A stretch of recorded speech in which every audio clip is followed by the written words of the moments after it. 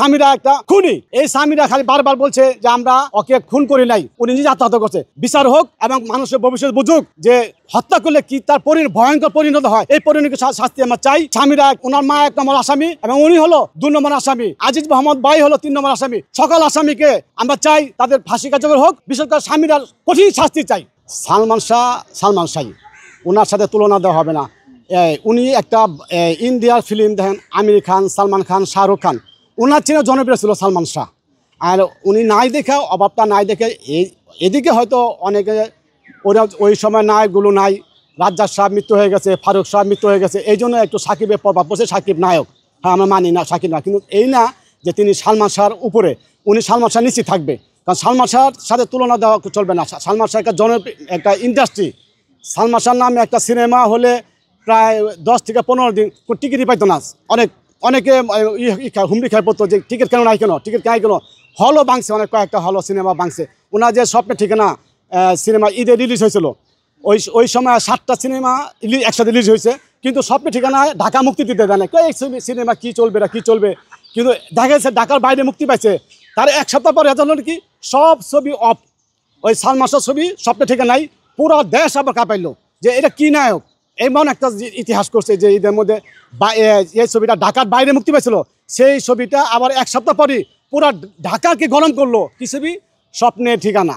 ওনার যে জনপ্রিয়তা, ওনার যে নায়ক, হঠাৎ করে শুনলাম যে আল্লাহ রহমতে, আল্লাহ রহমত কানা সত্যের জয় হয়। তো 29 বছর পর, আর আমি ধন্যবাদ দিই ওনার মাকে। মা যে মা এমন একটা জিনিস, উনি হাল ছাড়ে নাই যে আমরা ওনার শিকার যাক, আমার ছেলে তো মৃত্যু হয় নাই, ওনারা মৃত্যু করছে, হত্যা করছে, এটা শিকার যায় না। কিন্তু 29 বছর পর কোর্ট, আমাদের আদালত রায় দিল যে ওনাকে হত্যা করেছে, উনি মৃত্যু হয় নাই। আল্লাহর অশেষ রহমতে আমরা চাই যারা দোষী তাদের সর্বোচ্চ শাস্তি হোক। সকল ভক্তদের অনুরোধ, একটা দাবি যে সালমান শাহর মৃত্যু, হত্যা, অবশ্যই তাদের সর্বোচ্চ শাস্তি, ফাঁসি কার্যকর হোক। তখন আমাদের আত্মা, যারা ভক্ত আছে তাদের আত্মা একটু হলেও শান্তি পাবে যে 29 বছর পর হলো তার বিচার হলো, তার বিচার পাইলো। আমরা আশা করি যে আল্লাহর আল্লাহ মহান আল্লাহ তার সহায়তা হোক, এবং কোর্টও, আমাদের মাননীয় কোর্ট, আমি শ্রদ্ধা করি যে কোর্ট যে আদালতের সত্যের পক্ষে রায় দিছে যে 29 বছর পর, এটা কি ইতিহাস, বিশ্বের একটা ইতিহাস যে 29 বছর পরে একটা রায় জনপ্রিয়, সারা বাংলাদেশে আতঙ্ক হয়ে গেছে। এটা দেশের, আমরা চাই সত্যের পক্ষে, ন্যায়ের পক্ষে বিচার হোক এবং মানুষের ভবিষ্যৎ বুঝুক যে হত্যা করলে কি তার ভয়ঙ্কর পরিণত হয়। এই পরিণত শাস্তি আমরা চাই। সবাই দোয়া করবেন যেন সালমান শাহ সকল আসামিদের ফাঁসি কার্যকর হোক।